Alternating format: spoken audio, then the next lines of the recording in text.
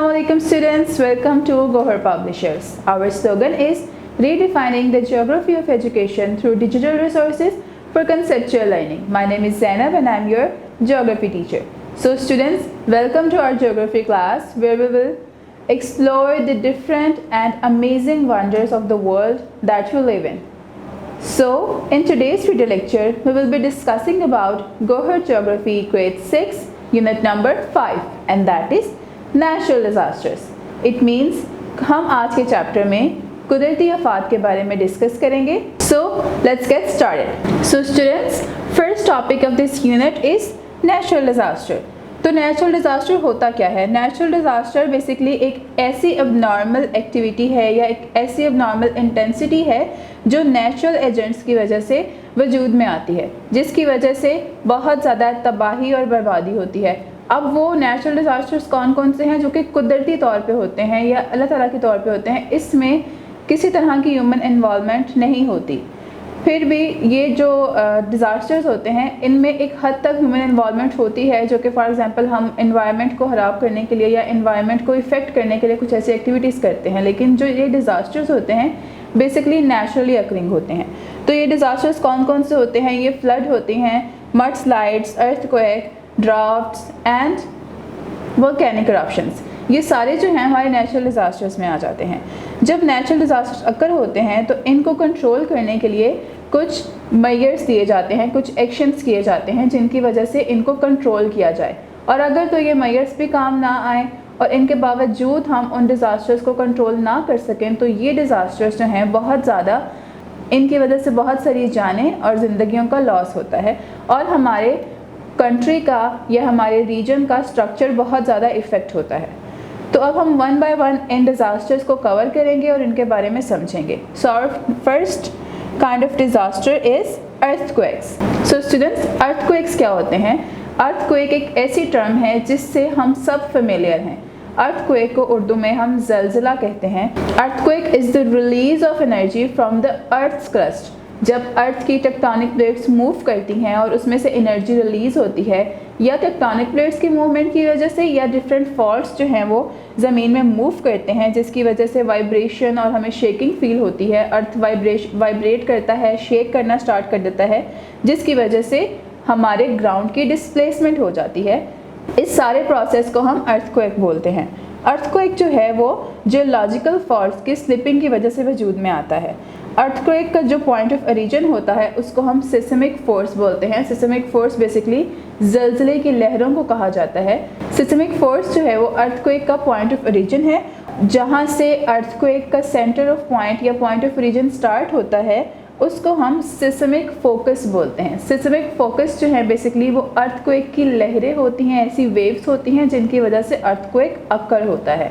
अब जो seismic focus है वो जिस पॉइंट पे पाया जाता है या जिस फोकस पे पाया जाता है उसको हम एपिसेंटर बोलते हैं.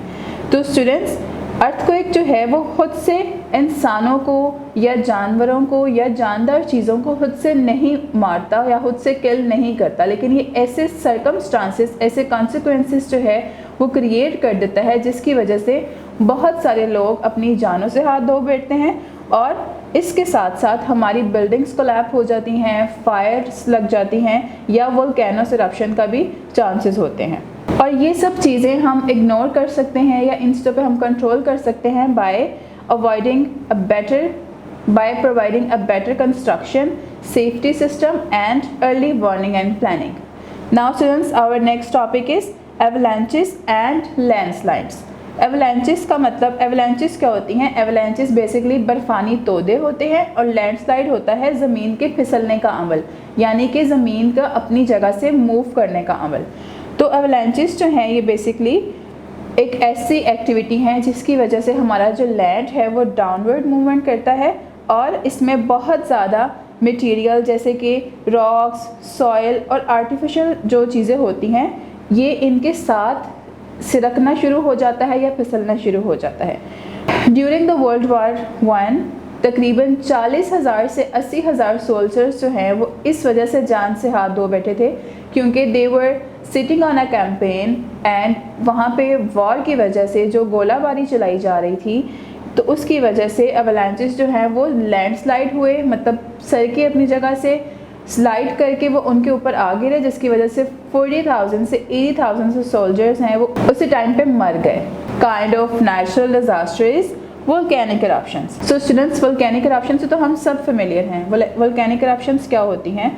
वोल्केनिक इरप्शंस एक ऐसा इफ़ेक्ट है जो कि नेचुरली अकर होता है जब हमारी ज़मीन का मैग्मा बहुत ज़्यादा हीटअप होता है या कुछ ऐसी नेचुरल एक्टिविटीज़ होती हैं जिसकी वजह से लावा फट जाता है और वोल्केनिक इरप्शन होती है। वोल्केनिक इरप्शन जो है बेसिकली खुद से किसी की जान नहीं लेता या कुछ इस तरह से नहीं करता, लेकिन ये कुछ एक्टिविटीज़ होती हैं, कुछ नेचुरली अकरिंग कंडीशंस होती हैं जिसकी वजह से वोल्केनिक इरप्शंस जो है वजूद में आते हैं। इससे क्या होता है कि बहुत ज़्यादा लावा जो है वोल्केनो से बाहर आता है और वो जिस जगह पे जाता है या गुजरता है वहाँ के लैंड को तो डिस्ट्रॉय करता है, बल्कि वहाँ की वाइल्ड लाइफ और ट्रीज़ को और फॉरेस्ट को बहुत हद तक डिस्ट्रॉय कर देता है। और वोल्केनो का जो लावा होता है it also destroys buildings, plants और animals due to its extreme heat. और इसके साथ साथ जब वो लावा ठंडा होने के बाद जो वोल्केनिक ऐश है जब वो हमारे हवा में फैल जाती है तो वो हमारे एनवायरनमेंट को बहुत पोल्यूट कर देती है, जिसकी वजह से इर्द गिर्द के लोकेशन में उस थिक ऐश के क्लाउड्स फॉर्म होना शुरू हो जाते हैं, जिसकी वजह से लोगों को सांस लेने में मसला होता है। Now our fourth kind of natural disaster is flood. तो स्टूडेंट्स, फ्लड एक मोस्ट फ्रीक्वेंट टाइप है नेचुरल डिजास्टर की जो कि ओवरफ्लो ऑफ वाटर की वजह से वजूद में आता है। हम ये कह सकते हैं कि फ्लड जो है वो ओवरफ्लो ऑफ वाटर है दैट सबमर्जेस लैंड, जो कि लैंड को डुबा देता है। तो फ्लड्स की बेसिकली क्या रीजंस होती हैं? जब किसी भी वाटर बॉडीज़ में पानी का ओवरफ्लो हो जाता है तो वो पानी का जो वाटर लेवल है वो राइज़ हो जाता है। जब वाटर लेवल राइज़ हो जाता है तो वो जो वाटर बॉडीज़ हैं उस वाटर को अकोमोडेट नहीं कर पाती, जिसकी वजह से इर्द गिर्द के इलाकों में फ्लड्स आते हैं। अब फ्लड्स बेसिकली पानी का आ जाना या सबमर्जिंग ऑफ लैंड तो है ही है, लेकिन इसकी वजह से जो इर्द गिर्द के इलाके हैं उनमें बहुत ज़्यादा तबाही और बर्बादी होती है। वो इस वजह से कि पानी का ओवरफ्लो जो है वो इर्द गिर्द की बिल्डिंग्स को तोड़ देता है, लोगों के घरों को तबाह कर देता है and it can also kill peoples. और स्टूडेंट्स, जो फ्लड होता है ये बेसिकली मौसमों के हवाले से वेरी करता है कि जहाँ पे बारिश होगी, प्रेसिपिटेशन के हिसाब से, हमारी स्नोफॉलिंग के हिसाब से ये फ्लड बेसिकली वेदर के हिसाब से वेरी करता है। वो इस वजह से कि अगर बारिश होगी तो भी ओवरफ्लो हो जाएगा वाटर बॉडीज़ में, और अगर स्नो होती है तो ग्लेशियर्स मेल्ट होंगे, स्नो की वजह से ग्लेशियर्स बिल्ट होंगे एंड जब टेम्परेचर ज़्यादा होगा तो वो ग्लेशियर्स मेल्ट करेंगे, जिसकी वजह से भी हमारे वाटर बॉडीज़ की वॉल्यूम में इजाफा होगा। So students, that is all for today, and today we have discussed and talked about natural disasters and different kinds of natural disasters, जिसमें हमने अर्थक्वेक के टॉपिक को कवर किया, हमने फ्लड्स के बारे में डिस्कस किया, अवलांचेस और लैंडस्लाइड्स के बारे में डिस्कस किया। So hopefully you have enjoyed this video. Now we will see you in another video. तब तक के लिए अपना बहुत ख्याल रखें। अल्लाह हाफिज़।